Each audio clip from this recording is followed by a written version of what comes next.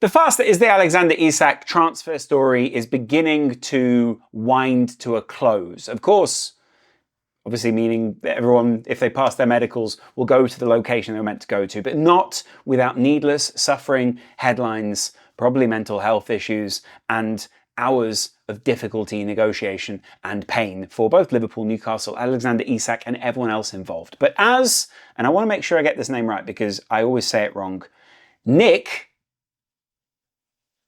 Voltmade is going to Newcastle for about 85 million. So roughly 85 million is like, what, 65 million pounds? And then 5 million in add-ons. That's a club record fee, guys. That's a lot of money for a club to spend who aren't selling their star striker. I'm just saying. And so I get the feeling that Liverpool are kind of in a bit of a chain here, as we've known for some time, as we've been saying on this channel for a very long time, to much people's chagrin, to a lot of people basically going, you don't know what you're talking about. What? Who's uncle's cousin's sister's brother? We know, guys. We've known direct from a lot of people for a very long time now that this transfer was going to get pushed through. This transfer will be pushed through. That this transfer will see Alexander Isak, before the transfer window closes, becoming a Liverpool player and playing in the Champions League in that home fixture, inshallah, obviously against Trent Alexander-Arnold. Probably not against Trent, but yeah, let's actually, oh my God, would it be Isak? It would, but it's probably going to be Carvalho. Anyway, Trent actually always had good Champions League games, locking down whoever was out there on the left wing. Daniel Agger style? I'm just saying, the new guy wins the fans over. Anyway, it looks as if it's now drawing to a conclusion. Liverpool have been dealing with a lot of people on a lot of different political fronts and having to say, hey, do you think we can move this along a little? Help them save face. Help them PR it. Help them work it all out before it slips away. A wazi is a woozy, you know? It's tricky because I think Liverpool have had to tread a very careful line here. And now it looks as if our guy could become our guy.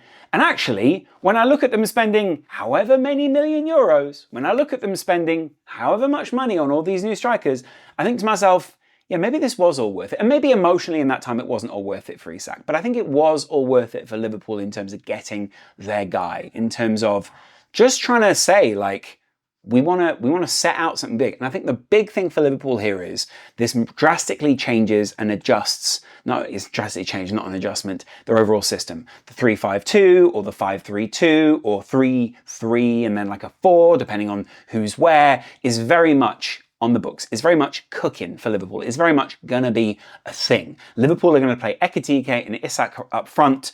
Wirtz floating. I'll do the tactical analysis tomorrow. Oh my God, we're going to get to do so much tactical analysis. Anyway, there is a transfer window still to close. There are exciting moments still to come as we find out this weekend whether Liverpool will get Mark Guehi, whether they will get Alexander Isak, whether they will get all of the final pieces, should we say, in this jigsaw, and also whether they'll be willing to let Konate possibly leave. I wonder if there's like a last second deal. I don't think Konate goes this summer, but I'll be interested to see if there is like a last second deal for Liverpool to do there, especially as Liverpool would have Leone one side, Van Dijk in the middle, possibly Mark Guehi on the left. That's a back three. Do you know what I'm saying? There's possibly Luke Stevens. There are a lot of clues. There are breadcrumbs, guys. And this Liverpool strike force would be a solid 2 up front. With the weird thing is, Isak arriving, but possibly also Ekitike, possibly also Wirtz, to me, signals that we're in at least the last summer and the last season of Salah. I think Liverpool are moving away from the Salah shape. I think we will still very much more than accommodate him. We will play to a lot of his strengths and we'll move him into that inside area. But we're not going to be with Mo Salah forever. And equally, we're not going to be with Virgil van Dijk forever. So we've got to learn to move forward from that. And I think this is us looking to future-proof those times when we will need goal contributions, which, you know, whether you think he's a good player or not, Salah is in Liverpool's side for a large part for his goal contributions, for his meaningful outcomes. Not only, obviously, those others. Isak will take up some of that slack. Ekitike has been taking up some of that slack. Wirtz, floating in and out of games, making runs, I think has been very facilitative.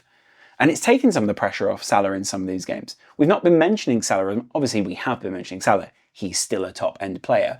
But these guys are coming to Liverpool to play with Salah and then inherit, pass the baton, whatever it is, from him in that next era.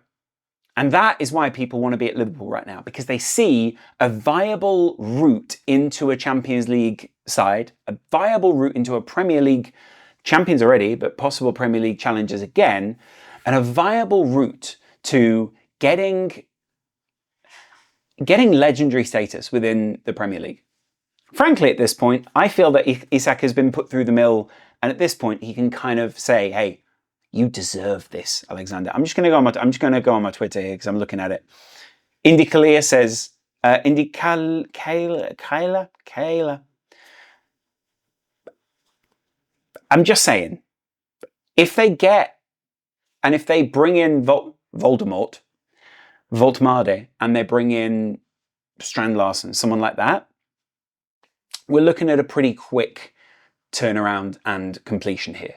We're probably looking at Liverpool saying, "Hey, you announce your guys first. Hey, get them over the line. Do what you need to do. Isak, we can wait on him." Mainly because they'll probably want it to die down. They probably will want a bunch of people to be not commenting all of the negative things and focusing all their energy towards that. It will mean that Isak probably won't be announced this weekend.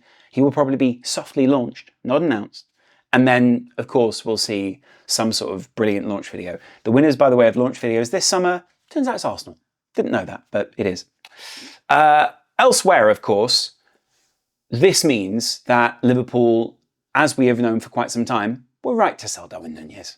We're right to sell Luis Diaz. Luis Diaz has gone and been fantastic for Bayern, but he's having an impact at Bayern that he just hadn't had at Liverpool consistently for quite some time. Núñez going into that league and doing pretty good, doing a good job, right? But again, having a pretty big impact in a time when, we probably could have done with a striker. Anyway, that also then means that we go into the Arsenal game. We will not play him in the Arsenal game, obviously. And then we will have a couple of weeks to bring him up to speed. We will have a couple of weeks to, essentially bed him in. And I mean, even then, it's sort of like, well, he'll go away or whatever. Maybe he won't be called up to Sweden. I probably imagine he wouldn't be called up to Sweden. It's probably not a good time to do that. Give him Victor Gyökeres the time and space to be able to score those goals. And of course, I think overall what we're looking at here, and guys, here's what we really need to do in this next week. Get behind our man. If he is now our man, which I think most people think he is, and he's fought to be here, make it a rewarding, pleasant hug of an experience that is worth going through all that for. Newcastle are incredibly loyal fans. There are a lot of similarities between them and Liverpool in terms of fanhood, in terms of support, in terms of overall feeling at the club. So I respect them for defending the club to the hilt. I think there at times they've been whipped up into a frenzy. I think Times journalists have been, to be honest, lying and whipping people up into a frenzy to attack Alexander Isak. It's irresponsible reporting as far as I'm concerned. I think it's okay to make jokes. I think it's okay to, paraphrase. I think it's okay to say what you think. I think it's okay to have free speech. And I think broadly, I wouldn't put anyone in prison for inciting so many different aspects. But I think there is a moral obligation that journalists have to tell the truth and not just to parrot what a nation state is saying or what some club that obviously pays the bills is saying to them.